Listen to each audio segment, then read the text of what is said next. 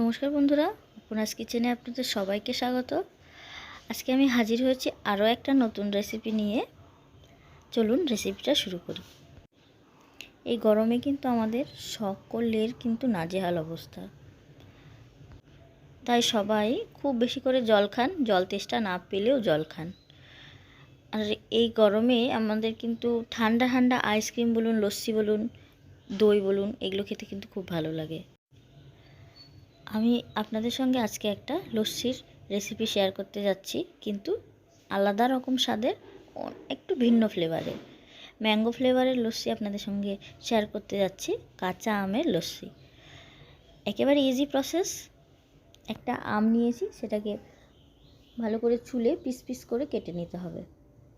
আমার আমটা একটু শক্ত হয়ে গেছে, মানে ভেতরে আঠি হয়ে গেছে, তো যেভাবে খুশি সেভাবে আমটাকে ছাড়িয়ে নিলেই হয়ে যাবে। ছোট ছোট পিস করে কেটে প্রথমে এটাকে পেস্ট করে নিতে হবে। দই দিয়ে লস্যি আমরা সবাই বানাতে পারি, কিন্তু আমের ফ্লেভারের লস্যি আমার ভালো লাগে খেতে, কাঁচা আমের ফ্লেভার। এই জন্য কাঁচা আমের ফ্লেভারের জন্য এখানে একটু মেথি আর মৌরি আমি ভেজে নিচ্ছি গুঁড়ো করে। সেটার স্বাদটা যদি আমের মধ্যে থাকে তাহলে কিন্তু বেশ আরও ভালো লাগে, যার জন্য আমি একটু মেথি মৌরি ভেজে নিয়ে গুঁড়ো করে নেব। আর আমার এই নতুন রকমের ম্যাঙ্গো ফ্লেভারের লস্যি যদি আপনাদেরও খেতে ইচ্ছে করে তাহলে অবশ্যই বানাবেন, বানিয়ে ফ্রিজে স্টোর করে রাখতে পারেন। কয়েকদিন, 2-3 দিন রাখতেই পারবেন, অসুবিধা হবে না। ভালো লেগে থাকলে সবার সাথে শেয়ার করবেন, আর নিজেরা অবশ্যই বাড়িতে বানিয়ে খাবেন। আমার চ্যানেলটাকে সাবস্ক্রাইব করে রাখবেন এরকম আরও নতুন নতুন রেসিপি পাওয়ার জন্য। আর পাশে থাকা বেল বাটনটি অবশ্যই দাবাবেন সর্বপ্রথম আপনার কাছে নোটিফিকেশান যাওয়ার জন্য। 1 বাটি টক দই নিয়েছি, এবার ডিরেক্টলি ফ্রিজ থেকে বের করে নিয়েছি। যদি আপনারা খুব বেশি ঠান্ডা খেতে পছন্দ করেন তাহলে অবশ্যই এখানে বরফ দেবেন, আর যদি খুব বেশি ঠান্ডা খেতে না পছন্দ করেন তাহলে নর্মাল জলও এখানে সামান্য পরিমাণ দিতে পারেন।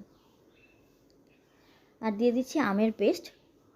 যেহেতু টক দইটা একটু টক হয় সবাই জানে, সেই জন্য আমটাও টক, তার জন্য আমের কিন্তু বেশি পেস্ট দেওয়ার এখানে দরকার নেই, 2-3 চামচ দিলেই যথেষ্ট। আর মিষ্টিটা অবশ্যই নিজের স্বাদ অনুসারে। এগুলো সমস্ত কিছু দিয়ে এটাকে আমাকে জাস্ট মিক্সচার একটা পেস্ট করে নিতে হবে। একবারে মিক্সচারের বাটিতেই আমি এগুলো দেখাচ্ছি। দিয়ে দিচ্ছি স্বাদ অনুসারে বিট লবণ, অবশ্যই বিট লবণ এখানে ব্যবহার করতে হবে। দেখুন পেস্ট করার পরে কত সুন্দর একটা থিকনেস চলে এসছে। খুব বেশি ঘনও না, খুব বেশি পাতলাও না।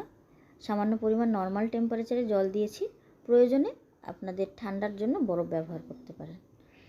এরপরে এর উপরে দিয়ে দেবো সেই ভেজে রাখা মশলা এবং বিট লবণ। আপনাদের সবাইকে অনেক অনেক ধন্যবাদ আমার রেসিপিটা শেষ পর্যন্ত আপনারা দেখছেন। ভালো থাকবেন, সুস্থ থাকবেন। এই গরমে সুস্থ থাকার জন্য অনেক অনেক বেশি করে জল খান, বাচ্চাদের বেশি করে জল খাওয়ান।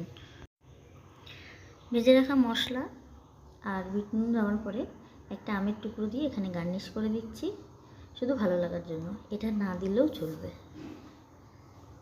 এটা কিন্তু খেতেও ভালো লাগে। এই মশলাটা দিয়ে মাখিয়ে আপনারা খেতেও পারেন।